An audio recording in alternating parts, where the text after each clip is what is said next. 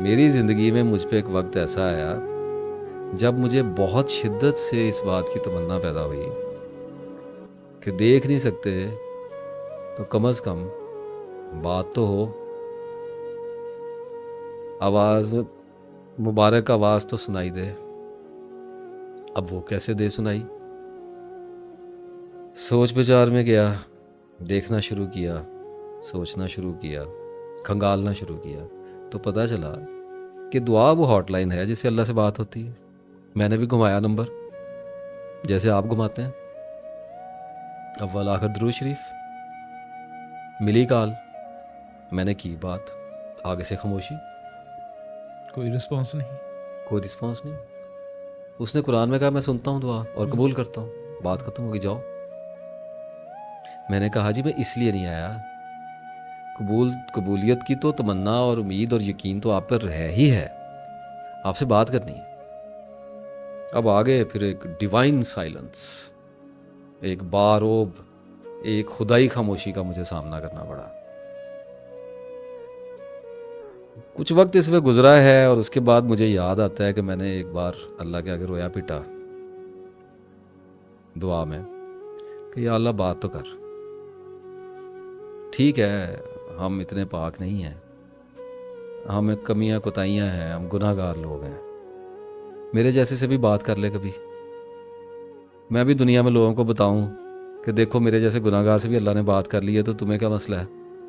اور پھر اللہ نے بات کر لی، اور وہ میں آج آپ کو بتانے لگا ہوں کہ کیسے کی۔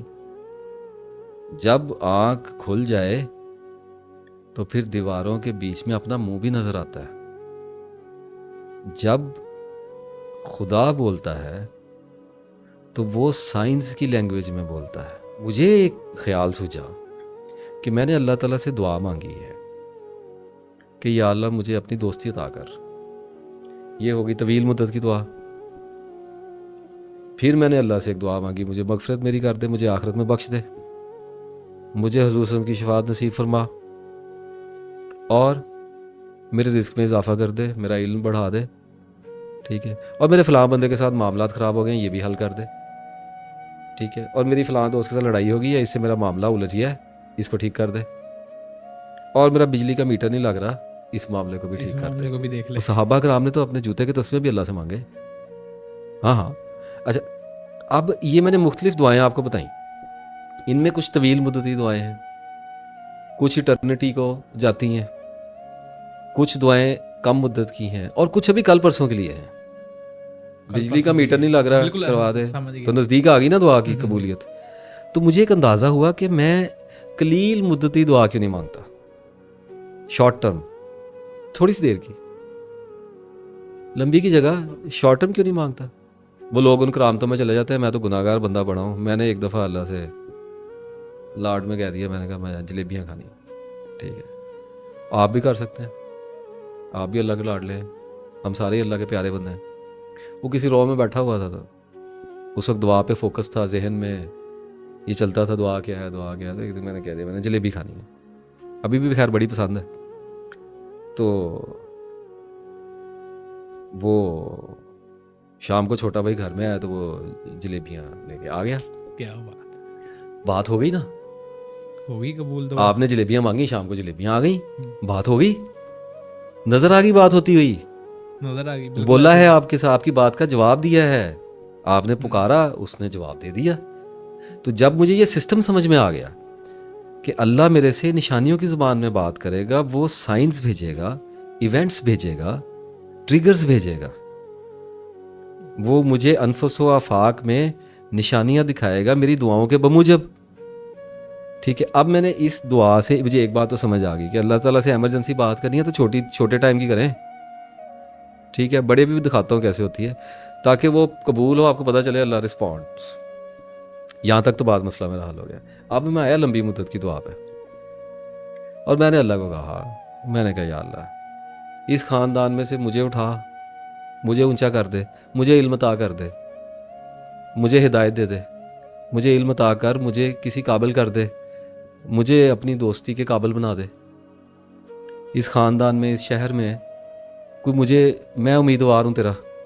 اب یہ دعا ہو گئی، ٹھیک ہے، اچھا اب کر دی، آپ بھی کرتے ہوں گے, یا اللہ مجھے رزق عطا کر, یا اللہ مجھے علم دے دے, ٹھیک ہے, یا اللہ میرا فلاں منصوبہ ہے اس کو کامیاب کر دے. منصوبہ شروع ہو گیا. یہاں آ کے لوگ دعا کو بھول جاتے ہیں, وہ آمین کہہ کے بھول جاتے ہیں. آنکھیں کھولنی پڑتی ہیں اس کے بعد. جس نے دعا کی ہے اس کو تو ایسا شکاری ہونا چاہیے جسے پتا ہو کہ اس نے جال پھیلایا ہے, پرندوں نے اترنا ہے. وہ ادھر ادھر کیسے ہو سکتا ہے؟ اب یہ کوئی دعا ہے؟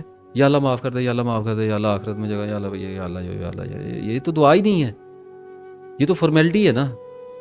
ایک دعا یہ ہے کہ آپ کو مصیبت پڑی ہوئی ہے اور آپ نے اللہ تعالیٰ سے بڑی سنسیئرلی کوئی شے مانگی ہے, اس کی بخشش مانگی ہے, کوئی دنیاوی چیز مانگی ہے, کچھ بھی مانگا ہے, تو اس کے بعد آپ اپنی آنکھیں کھول کے رکھیں. پھر نشانیاں آئیں گی. اگر تو چھوٹی مدت کی مانگی ہے تو سیدھا جواب ہی آ جائے گا, قبول ہے یا نا قبول ہے. نا قبول ہے, ایسے ہی ہے. اچھا, اب اگر مانگی ہے لمبی مدت کی, کوئی بڑا پروجیکٹ اللہ سے مانگ لیا ہے, آخرت کی کامیابی مانگ لی ہے, سارے مسلمانوں کو مانگنی ہے, سارے مانگتے ہیں. اب جب آپ نے فوزن عظیمہ مانگ لی آخرت کی کامیابی, تو اب آئیں گی سائنس. اب آپ کی زندگی میں نشان اتریں گے. وہ نشان کیسے آئیں گے؟ وہ ایونٹس کی صورت میں آئیں گے, وہ واقعات کی صورت میں آئیں گے, وہ کرداروں کی صورت میں آئیں گے, وہ حادثات کی صورت میں آئیں گے. اور جب وہ آنے شروع ہوتے ہیں تو بندہ پریشان ہو کے پھر اللہ کے پاس, یا اللہ اے کیوں کیتا؟ اللہ تعالیٰ کہتا ہے یار تو نے تو کہا تھا, میں تو تیری دعا کی قبولیت کے رستے بنا رہا ہوں, تو اسباب کے اندر سے بناؤں گا نا.